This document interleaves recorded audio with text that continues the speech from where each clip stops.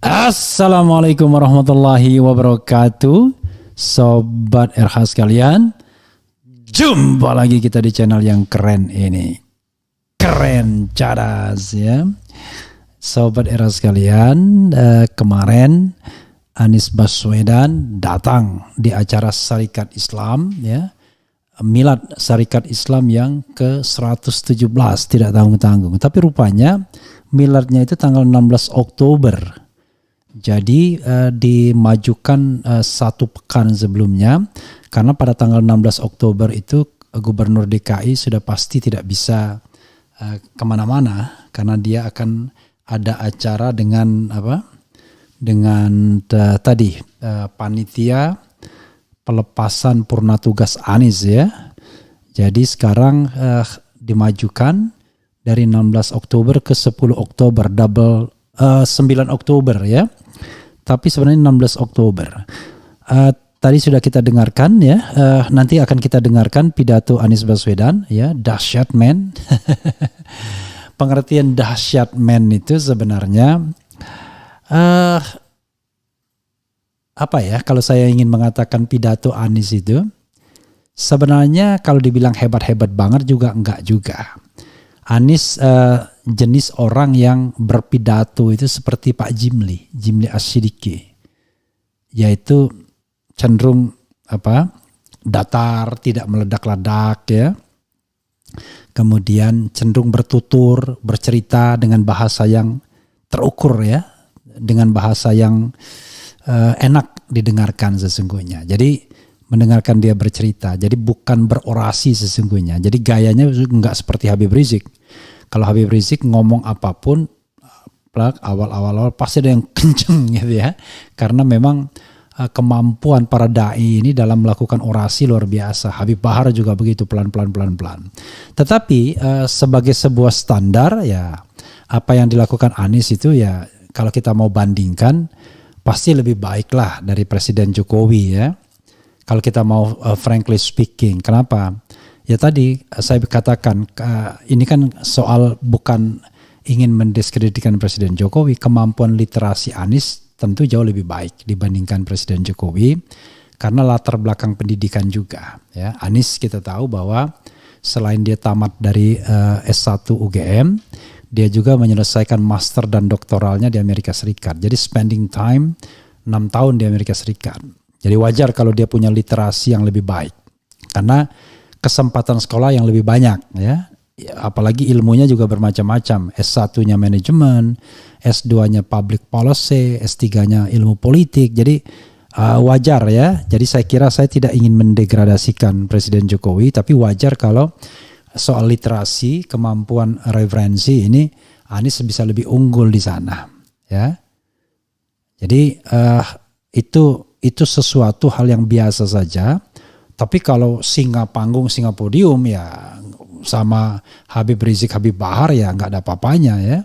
Karena Habib Rizik, Habib Bahar adalah singa panggung, singa podium. Dan mereka sangat merasa comfort dengan ilmunya.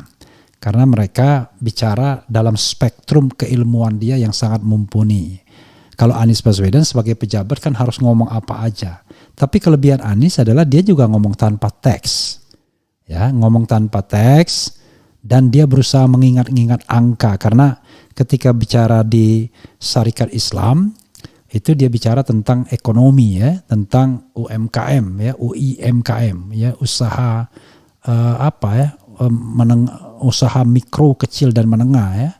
Jadi saudara sekalian, nanti pada gilirannya kita juga harus melihat bagaimana kualitas pidato seorang Ganjar Pranowo, kualitas pidato seorang Prabowo Subianto. Jadi pidato-pidato yang benar-benar ada isinya tapi tanpa teks.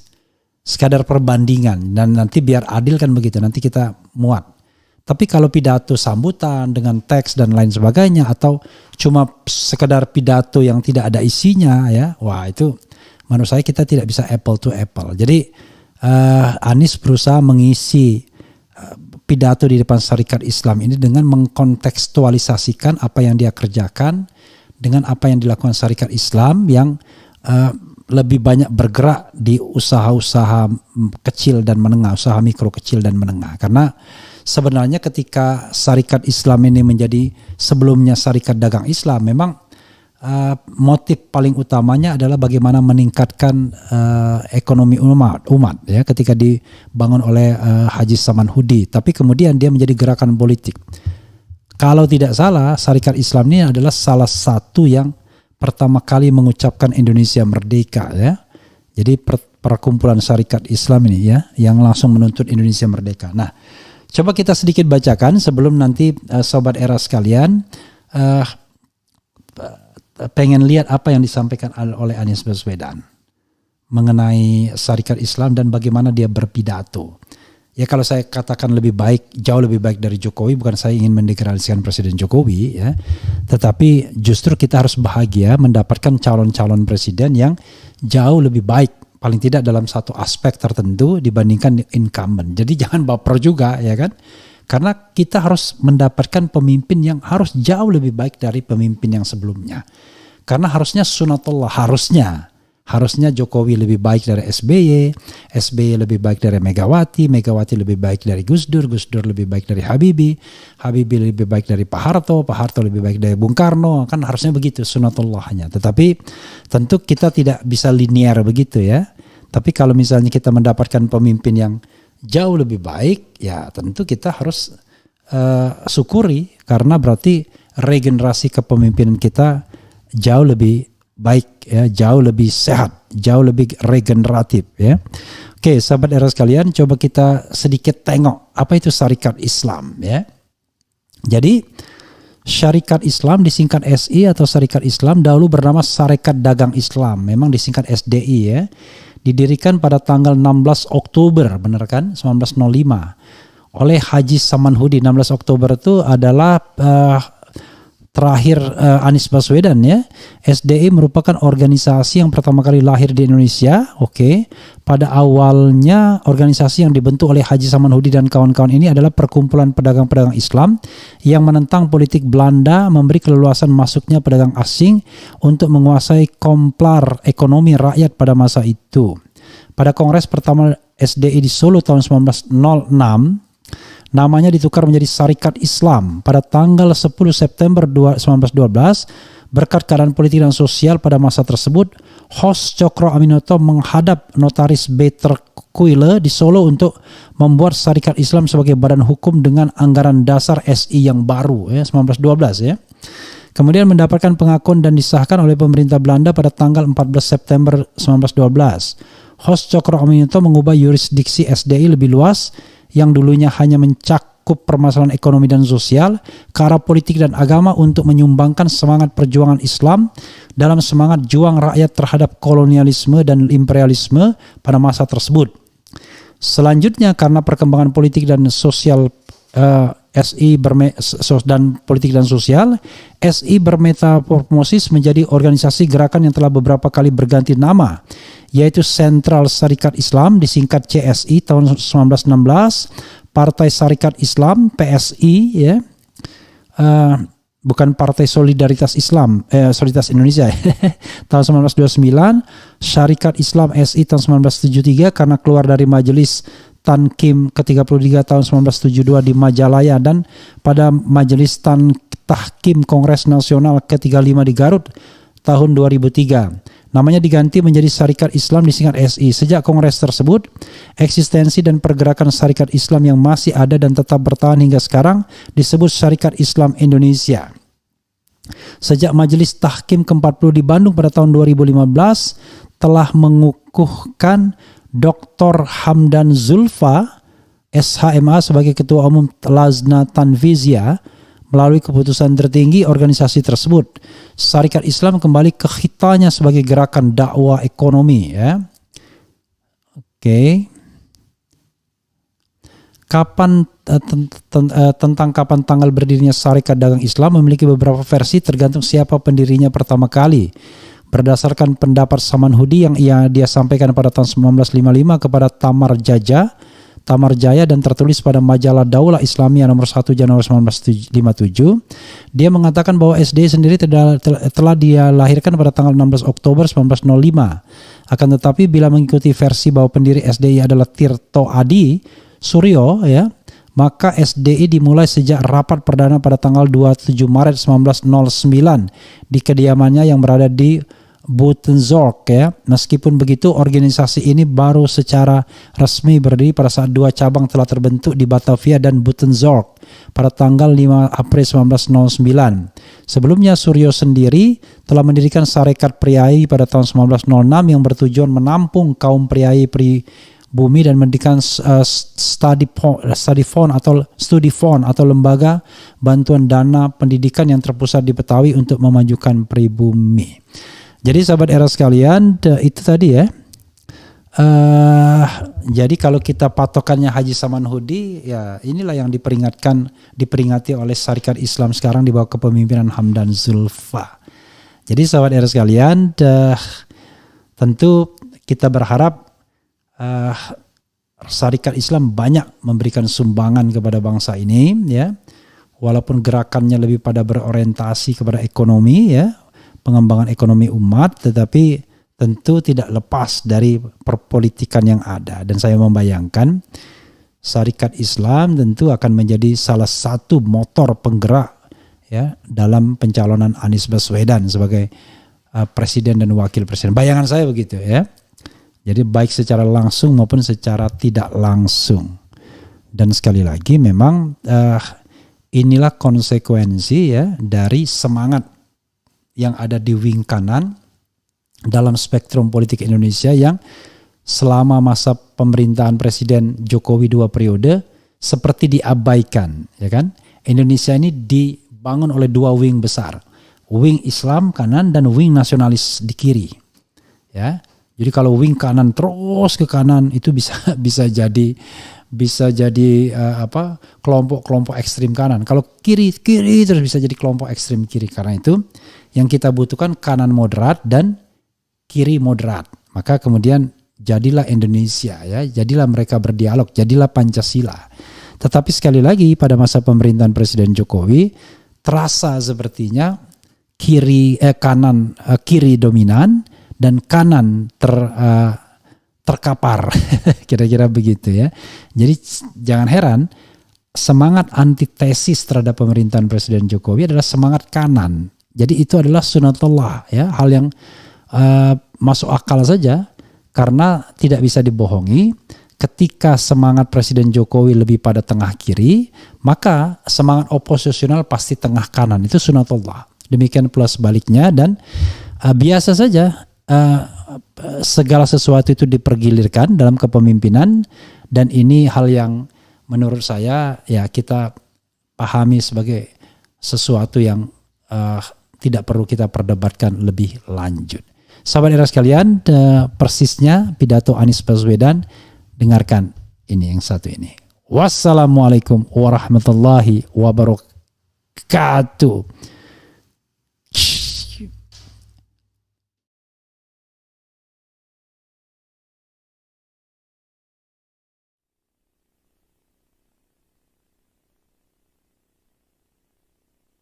Masya Allah, saya baru datang tadi lewat di depan sana, deretan bisnya luar biasa banyaknya. Dari seluruh wilayah datang ke sini. Bismillahirrahmanirrahim. Assalamualaikum warahmatullahi wabarakatuh.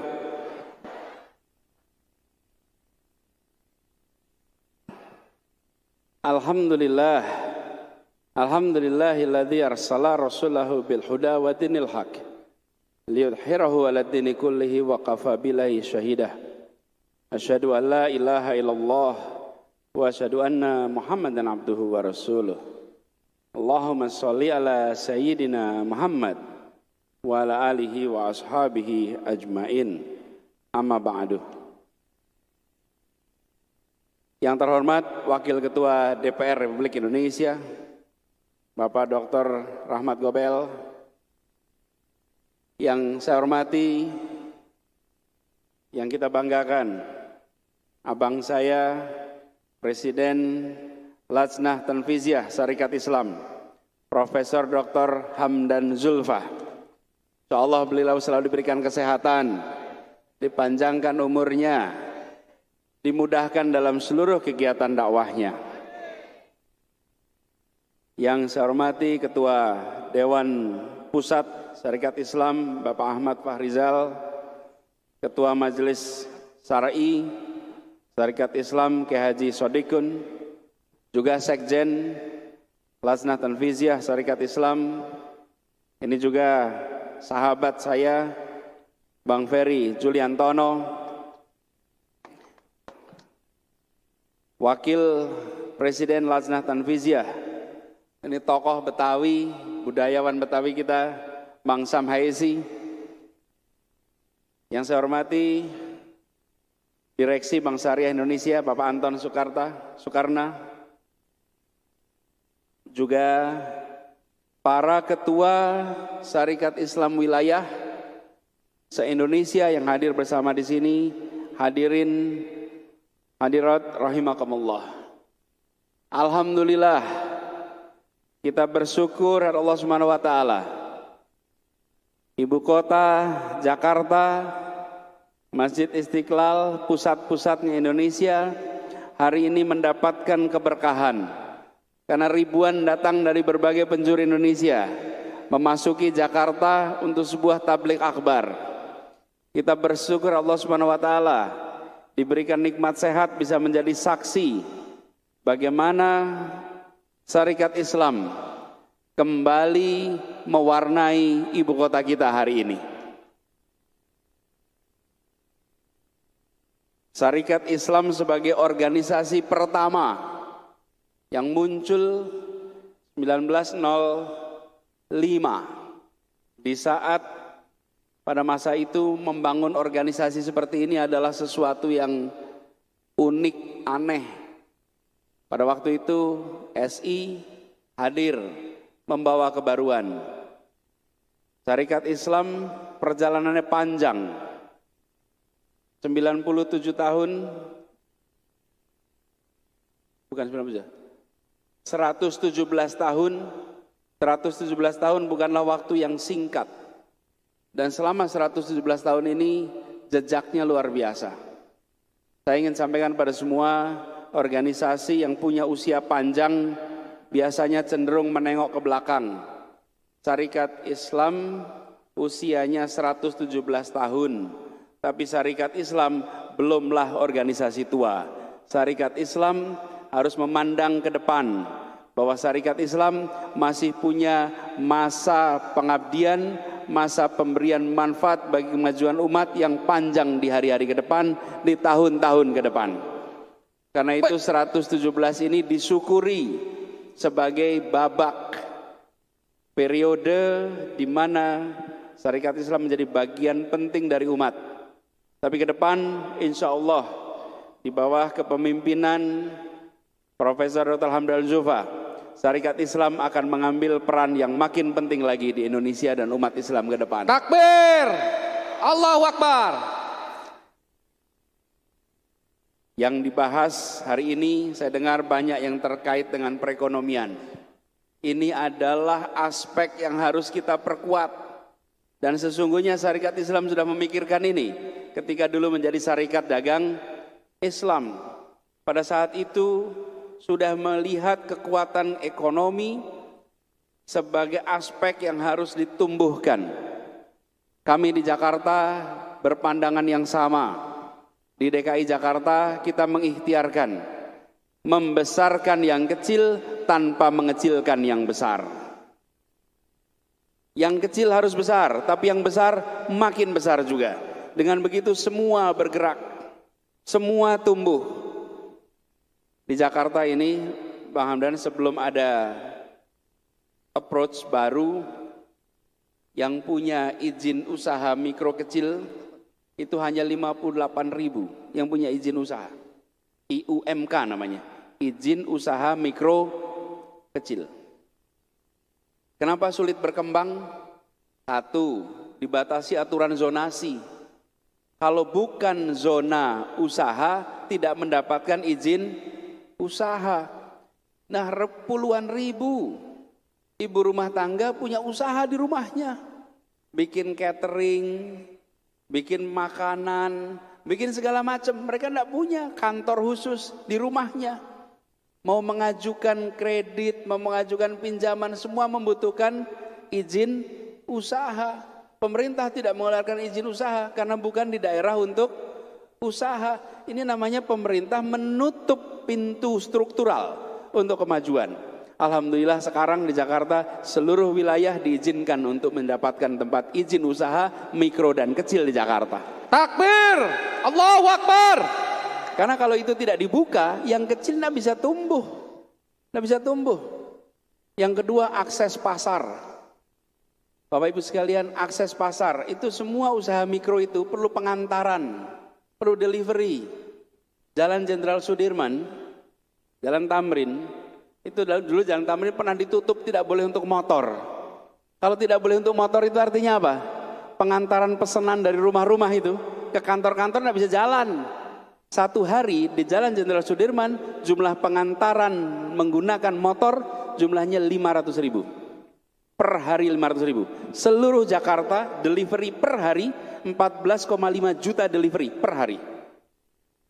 Di jalan situ aja 500.000. Ketika motor-motor ojek tidak boleh masuk wilayah itu, artinya pesanan-pesanan yang datang dari wilayah itu tidak bisa diantarkan. Artinya rumah tangga yang punya usaha mikro kecil tidak bisa masuk ke pasar itu, ditutup. Yang bisa melayani yang sudah besar-besar di sana. Alhamdulillah itu dibuka sehingga ratusan ribu rumah tangga di Jakarta bisa kembali mengirimkan hasil kerjanya, hasil produksinya ke pasar-pasar di sana. Buka. Ini yang saya maksud dengan membesarkan yang kecil tanpa harus mengecilkan yang besar. Dibuka pintunya. Dibuatkan izin, diberikan kesempatan, diberikan akses pasar, dan lalu ketika pandemi kemarin ada hikmahnya. Kita berbondong-bondong mendatangi warung-warung di seluruh Jakarta. Rumah tangga diizinkan untuk datang ke kelurahan ngurus yang namanya IUMK. Di kelurahan, itu ibu-ibu rumah tangga, Pamdan ngantri membawa seluruh dokumen untuk dapat IUMK. Dan dalam kurang dari 1 tahun di Jakarta ini, dari yang tadi jumlahnya 50 ribuan, kemudian sekarang menjadi lebih dari 280 ribu usaha yang memiliki izin di seluruh Jakarta. Lompat 5 kali lipat. Begitu mereka punya IUMK, bagi NPWP, mereka bisa ikut di pasar digital. Pesanan bisa dari mana-mana. Warung-warung kaki lima pun pesanannya bisa online. Saya pernah mengalami ini. Saya mampir di warung pecel lele. Kira-kira 8:30 malam. Sudah nunggu, pesen. Lama sekali nggak datang-datang nih pesanan. Jadi saya akhirnya tanya, ini kok lelenya tak kunjung datang. Pecelnya tak kunjung datang, lapar pula kita. Tolong ditanyakan. Tidak lama kemudian pemiliknya datang. Maaf Pak Gub, ini lagi nuntasin pesanan online. Di samping warung itu ada banyak ojek. Nampaknya seperti pangkalan ojek. Ternyata bukan pangkalan ojek. Itu ojek-ojek yang mau ngambil pesanan dari warung pinggir jalan. Artinya apa? Warung pinggir jalan yang dulu mengandalkan orang datang dan makan di sana, sekarang dia menggunakan IUMK, punya NPWP, tersambungkan dengan pasar yang besar, mereka melayani pelanggan-pelanggan yang jauh lebih luas. Kesejahteraannya meningkat, lompat mereka itu. Tidak mengandalkan orang datang. Dulu kalau hujan berarti warung sepi. Sekarang kalau hujan warungnya lebih ramai. Kenapa? Nggak ada yang datang, pesen online. Kenapa? Hujan. Dulu kalau hujan nggak ke warung, kalau sekarang kalau hujan pesen online. Ibu sekalian, ikhtiar kita untuk memperkuat yang kecil itu harus kita kerjakan terus. Nah, saya melihat apa yang dikerjakan Syarikat Islam hari ini dengan banyak kerjasama, banyak perhatian. insya Allah akan mempercepat kebangkitan ekonomi umat. Bukan hanya skala makro, tapi di tingkat keluarga. Kami di Jakarta siap ikut mendukung apa yang dikerjakan oleh Syarikat Islam ini. Kalau boleh nanti Pak Hamdan dengan tim di DKI, apa yang kita bisa ambil dari apa yang dikerjakan oleh teman-teman di Syarikat Islam. Sehingga yang kecil itu tumbuh menjadi besar. Dan kalau yang kecil tumbuh besar, otomatis yang besar pun akan tumbuh berkembang. Ini ikhtiar kita untuk menghadirkan keadilan sosial. Jangan sampai kue yang begitu besar ini hanya dibagi untuk sekelompok orang saja, hanya dibagi untuk 1-2 kalangan saja. Kue ini harus dibagi rata dengan seluruh kalangan di Indonesia. Dan itu artinya pemerintah ambil peran. Jangan sampai sebagian kita menjadi penonton, sementara yang lain menjadi penikmat. Kita ingin semua mendapatkan kesempatan yang sama, apalagi bagi Syarikat Islam yang sejak awal memperjuangkan kebangkitan, sejak awal menginginkan kesetaraan. Ketika muncul Syarikat Dakwah Islam Haji Samanhuri di Solo, waktu itu adalah sebuah gerakan yang memiliki visi yang luar biasa ke depan. Insya Allah ke depannya Syarikat Islam makin maju, makin berkembang. Insya Allah gerakan ekonominya makin menguat. Dan insya Allah menjadi salah satu instrumen penting bagi kebangkitan ekonomi umat, ekonomi Indonesia.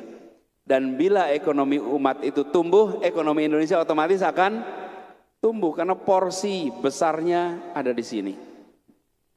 Kepada seluruh keluarga besar Syarikat Islam, izinkan saya mengucapkan selamat milad. Perjalanan panjang ke depan masih perlu ditorehkan dengan peristiwa-peristiwa dan karya-karya bersejarah. Masa lalu adalah kenangan membanggakan. Masa depan adalah kesempatan untuk membuat bangga umat. Dan insya Allah Syarikat Islam akan menjadi bagian instrumental di sana. Kepada ibu-ibu semua yang hadir di sini, saya ingin sampaikan terima kasih. Karena kalau lihat pembagian porsinya ini banyak ibu-ibu di sini kelihatannya. Betul, banyak ibu-ibu ya. Ini dari lihat pembagian softnya ini, bapak-bapak ini minoritas di sini bapak. Mayoritas nih ibu-ibu ini semua. Ibu-ibu apalagi udah bergerak perekonomian, luar biasa. Ibu-ibu ini Pak, dari pengalaman kami di Jakarta, itu adalah motor penggerak. Kami bersama ibu-ibu Pak Hamdan membuat program pendataan. Ibu-ibu ini jadi surveyor di kampung-kampung. Lebih hebat daripada surveyor manapun yang ada di Indonesia. Karena dia tahu persis isi tetangganya. Dia tahu persis isi lingkungannya. Tidak bisa jawab aneh-aneh. Karena mereka lah kekuatan. Insya Allah ibu-ibu Syarikat Islam menjadi bagian dari kemajuan ini. Ya. Takbir, Allahu Akbar. Demikian yang bisa saya sampaikan. Sekali lagi selamat, kurang lebih mohon dimaafkan. Sekaligus juga ini kesempatan saya mohon pamit. Khususnya kepada para aktivis Syarikat Islam di Jakarta. Ini ketuanya Bang Eki Pitung nih. Bang Eki. Saya mohon pamit. Satu, saya akan meneruskan perjalanan. Karena juga saya ada, ini weekend terakhir saya bertugas di Jakarta. Saya pekan depan akan selesai. Karena itu saya mohon pamit dari tugas ini. Memang telah selesai menugaskan tugas di Pemprov DKI Jakarta. Tapi insya Allah tidak selesai di dalam menjalankan tugas untuk Jakarta dan Indonesia. Bismillah kita jalan terus. Bismillah jalan terus. Dan kita berkeinginan untuk bisa kerja bersama di masa yang akan datang. Saya berharap sekali bahwa silaturahmi yang selama ini kita jaga, silaturahmi ini kita bangun, bisa kita jaga terus ke depan. Saya terlewat tadi tidak menyebut ini. Ketua Pimpinan Pusat Wanita Syarikat Islam, Ibu Valina, terima kasih. Saya beberapa waktu yang lalu hadir di acara Rakernas ya waktu itu ya. Munas ke-11 PP Wanita Syarikat Islam. Ini pilarnya ini, wanita Islam, wanita syarikat Islam. Saya mohon pamit, bila ada salah selama saya bertugas di Jakarta mohon dimaafkan. Dan insya Allah perjalanan panjang ke depan kita siap lewati bersama-sama, insya Allah. Terima kasih, kurang lebih mohon dimaafkan. Assalamualaikum warahmatullahi wabarakatuh.